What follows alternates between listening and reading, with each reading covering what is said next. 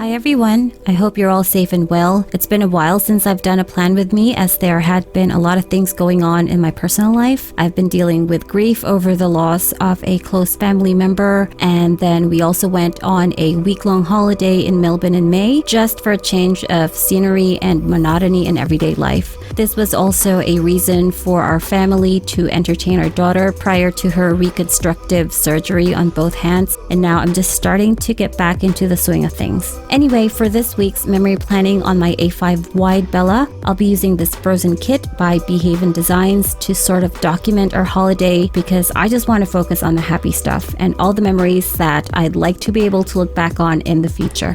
I'll be showing you some pop-ups of pictures and videos on the side of the screen and maybe even some text, so if this is something you'd be interested in, then keep on watching.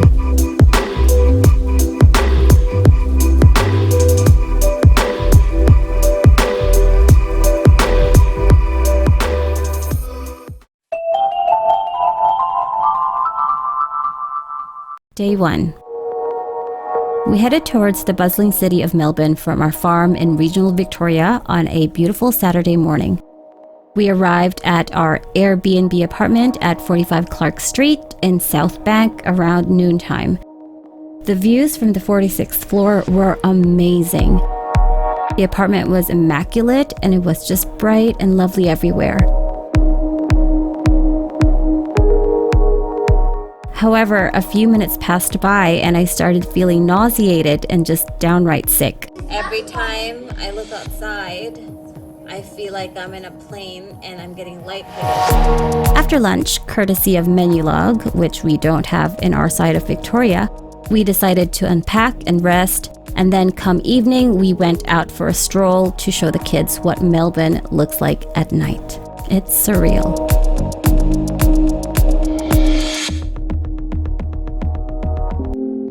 Day 2. We woke up nice and early, had breakfast, and then headed to IMAX, which is located in the museum complex in Carlton. We arrived a bit early, so we had to wait outside for the doors to open. Eventually, the gates opened, we paid for our tickets, and we went inside. My youngest, Taj, unfortunately didn't last the first 10 seconds inside the theater, as this was all new to him, so Matt and he had to go outside. Kayla and I stayed on and we enjoyed all the digital goodness that IMAX has to offer. The Melbourne Museum, which is literally just a few steps away from IMAX, was incredible. The kids got to enjoy the dinosaur displays, different types of minerals and crystals, display models of the Earth, the Forest Gallery, the Room of Rooms,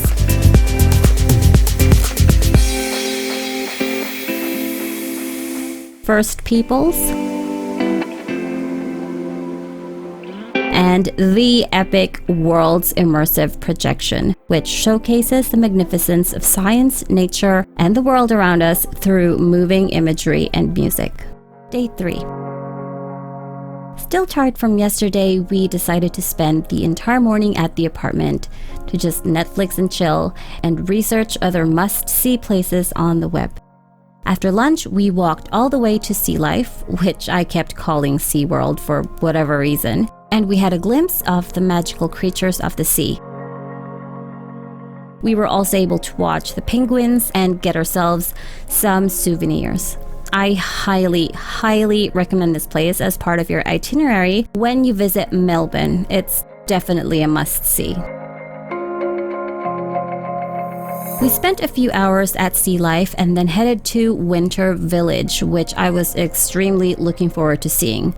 Winter Village is located at the Federation Square Skyline Terrace, and it's well known for its ice skating, artificial snow, igloo dining, and Prosecco. I was a bit disappointed to find out that we had to book an igloo in advance, so we just had to get a dining spot in the open area nearby.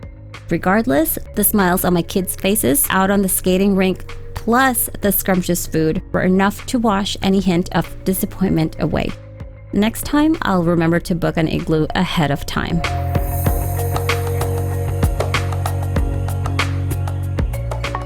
Day 4.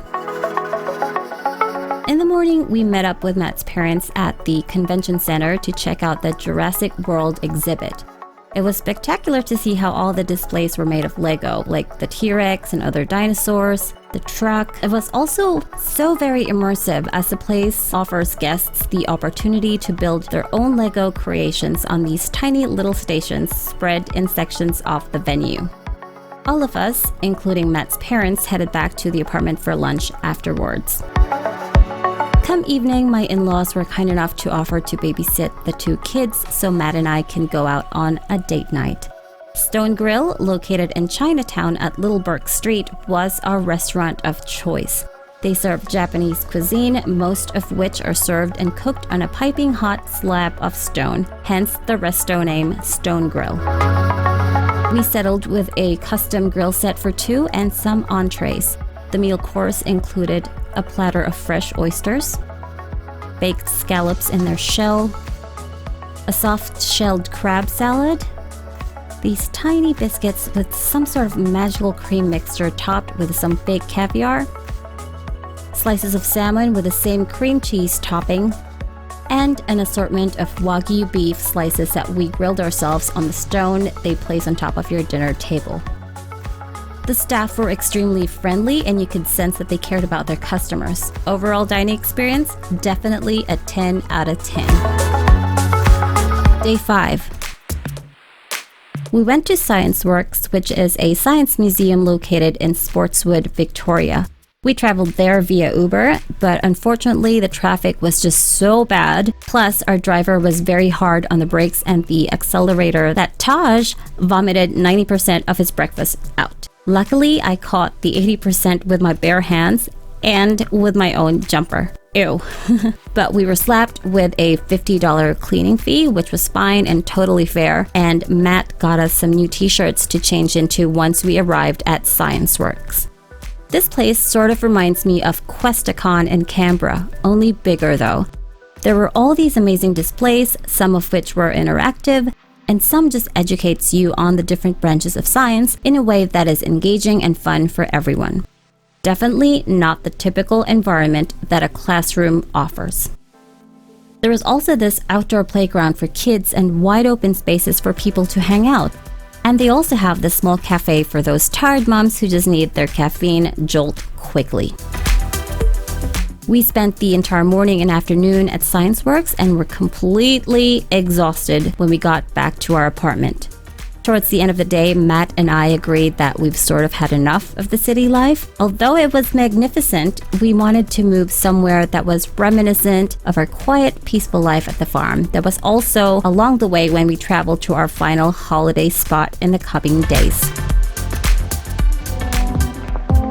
Day 6. We cleaned out the apartment in the morning, sent the owner a message saying that we were leaving a day earlier, and then we headed to my in-laws' home in Hallam for a one-nighter.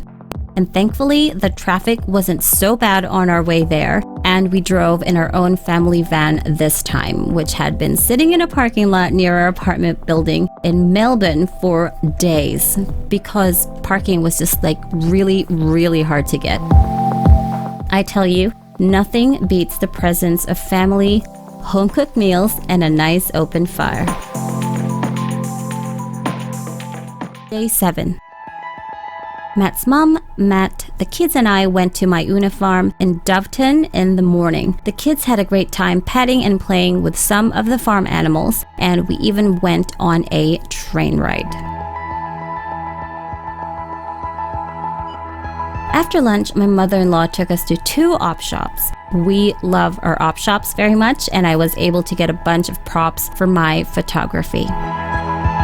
We then headed straight back to Hallam, packed our stuff, thanked the family for accommodating us in such short notice. Then we drove off to our rented beach house in Rosebud. Rosebud is a seaside town located on the Mornington Peninsula, which is still part of metropolitan Melbourne. The house that we rented was pretty small but cozy. The only downside to it was that it was darn freezing inside, and the only 2 electric heaters available in 2 of the rooms hardly provided any heat. We were in for a rough night. Day 8. In the morning, we finally and firmly decided that we would end our holiday. The kids and I woke up with sore throats from the cold, sleepless night, and I guess that was mainly the deciding factor. Of course, we still wanted to make the most out of our day, so we went to Rosebud Beach and spent 20 minutes there. It was really great because it was my son's first time to see the ocean and play with actual beach sand and not sand from his school's sand pit. Then we headed to another beach called Ganamada, where we caught up with old friends Frank and Annette. They took us to the Peninsula Hot Springs to check out the amenities. We are definitely going back here on our next holiday and check out the glamping feature of it. Then we went to Arthur's Seat Park just for a few quick minutes to check out the cable cars and the breathtaking views of the bay. Last stop was the Tigalant Cellar Door and Pizzeria, where Annette and I did some wine tasting and maybe even some wine purchasing. And it is where we also had our lunch. We had tapas, pizza, more wine, and lots of fun conversations until it was time to go. We're going home, and I just woke up from my semi-permanent comatose. How many minutes home? 31 minutes. I hope you enjoyed this video by giving it a thumbs up, and I'll see you in the next one. Bye!